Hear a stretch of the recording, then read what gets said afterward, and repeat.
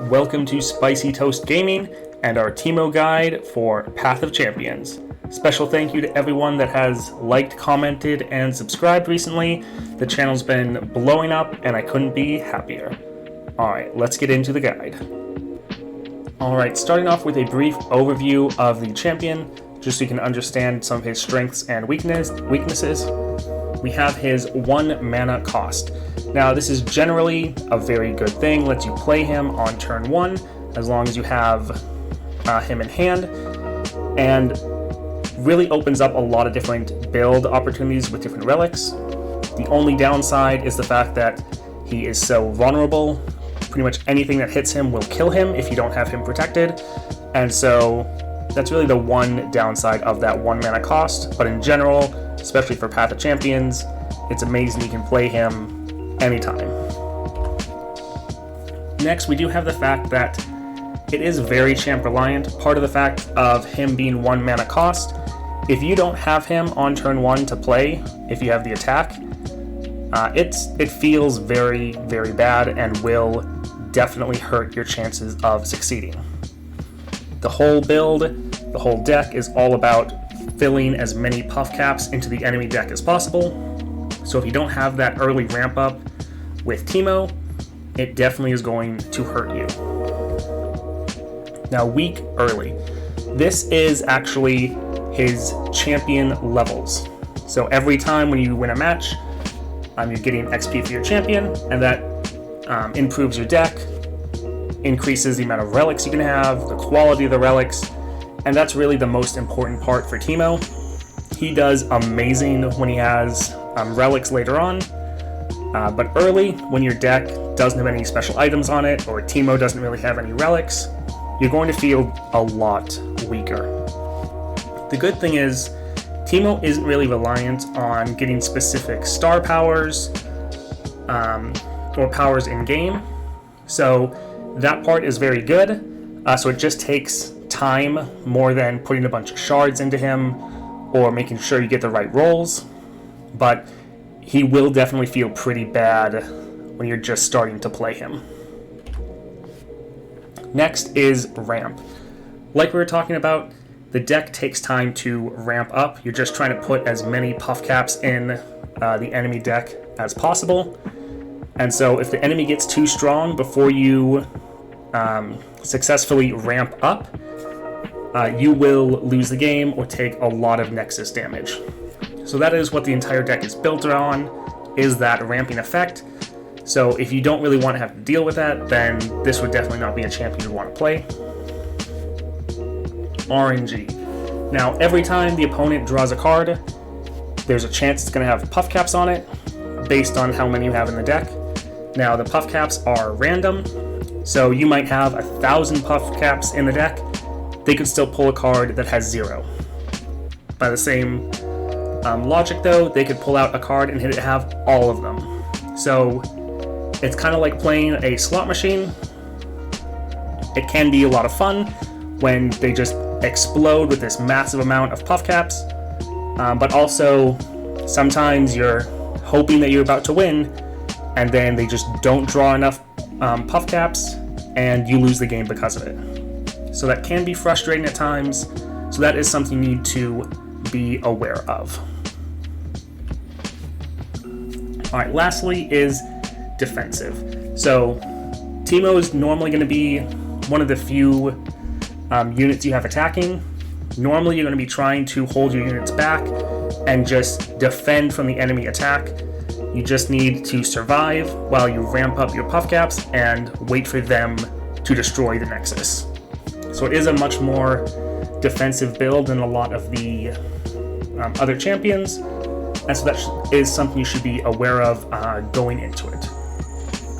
Alright, let's go in game, take a look at Teemo, his relics, his starting deck, and potentially what works best on him and what cards you might want to cut. We see Teemo here. He is a 1 cost, 1/1 elusive, and then Nexus Strike, plant 5 puff caps on random cards in the enemy deck. Once you've planted 15, he levels up. Level up, he gets 1 attack, 1 health, and now on Nexus Strike, he doubles the puff caps in the enemy deck.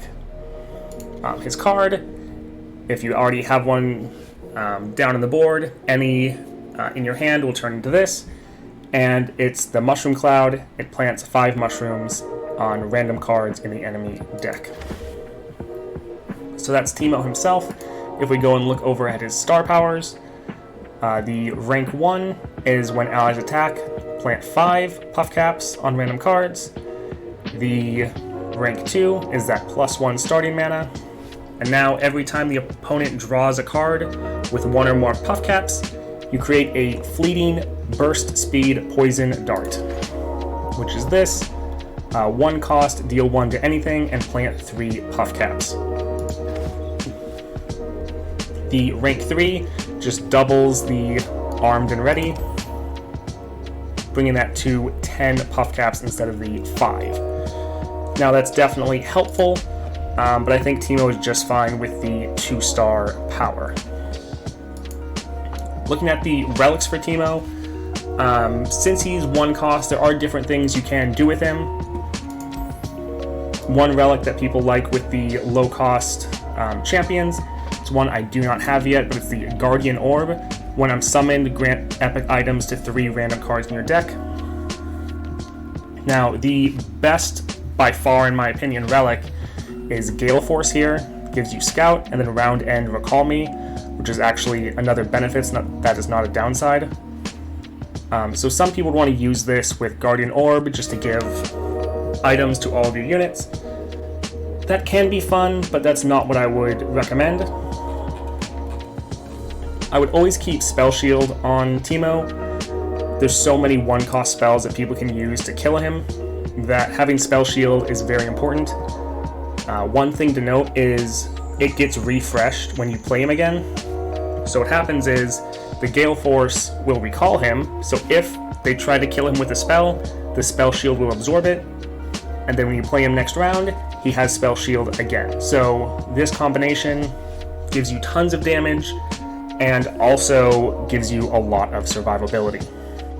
What I'm going to do as soon as I hit 25 though, with Teemo, is put the Gatebreaker in the second rare slot. This, when I'm summoned, I strike the enemy Nexus. That works for his Nexus strike here. So when you play Teemo, that automatically goes off, and he either plants 5 puff caps, or if he's leveled, it doubles all of the puff caps in the deck.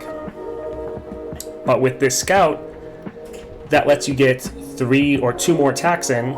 So if you have the attack token, you can get 3 strikes off if there isn't a blocker to stop you. So because of that, he'll level immediately the first round you play him, and then after that you can get 3 doubling effects of the puff caps, and that will just let you ramp to absolutely insane levels. One thing I will note, like Spell Shield, Barrier also will refresh every time you play him if you have Barrier on him. So if you get that from a shop or a champion chest, that can also be very helpful, because every single time you play Teemo, he will get that effect as well. So really this Gale Force round end recalling him is very helpful. Another benefit is normally you'll be attacking when you have the attack token with Teemo, but then at the end of the round, when it's switching over to their attack turn, Teemo will be back in your hand. So even if they have challenger units, or if they have a lot of spells, or vulnerable, any of those, it doesn't matter, because Teemo's not on the board anymore. So that just further increases your survivability. That's why Gale Force is just, I think, must equip on Teemo. Alright, let's take a look at his starting deck. So pretty well put together. Concologist giving you more spells. Puff Cap Pup giving that studded leather, planting more puff caps. Stress defense is amazing. You want to use this either on your cards or the enemy's cards. It really gives you a lot of versatility on how you want to approach surviving any given situation. So if they are trying to kill one of your units, or if you need to use this to defend, if they have a massive attacker that has overwhelm and there's nothing you can do about it, you can just put them down to a 1/6, not even worry about blocking them, and you're fine. This card is great, and you can use it in so many ways. The Peddler, getting that Savage Shield later on, very helpful. In general, the deck is pretty well built. Down here, your 5 cost, which is normally 6, you get this Ancient Coin. It's one of the first things you get when you level up. What this does is it plants 3 Puff Caps when you summon it. Round end, it summons 3 more. But if this is on the board, when the enemy draws a card, if it has any mushrooms, this card will double it. So normally, you want to play this as soon as you can fit it in.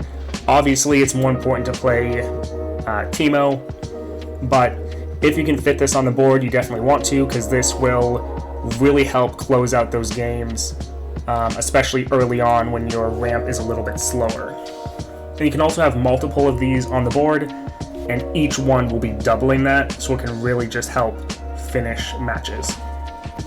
Especially if somehow your Teemo dies, playing this one once you have a decent amount of mushrooms, just closing out the game. So you normally, even though it's pretty expensive, you don't want to cut this card. The Lecturing Yordle, this is the card that I normally cut. It's not a bad card, but it's fairly expensive. Most of the other cards do better effects. So if you're going to cut a card from your starter deck, I would normally shoot for this one. Even though it's decent, it's not a bad card at all. It just normally doesn't fit in quite as well as most of the other ones. Alright, so that's generally Teemo in-game, his star powers, the relics. Now we'll take a look at what powers you generally want to go for when you're in-game with Teemo. Alright, so the powers for Teemo, like I talked about in the overview, Teemo is not nearly that reliant on powers as most other champions.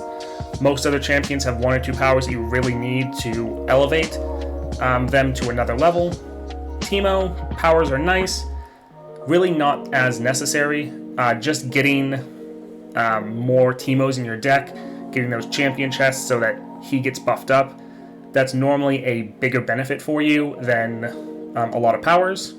But here's a list of some of the ones that can help you out. So this Gearing Up, game start, summon 2 armed gearheads. So that is the 1/1 quick attack augment. So if you play a created card, they get 1 attack. You're making a created card almost every round from your 2-star power. So they get buffed up.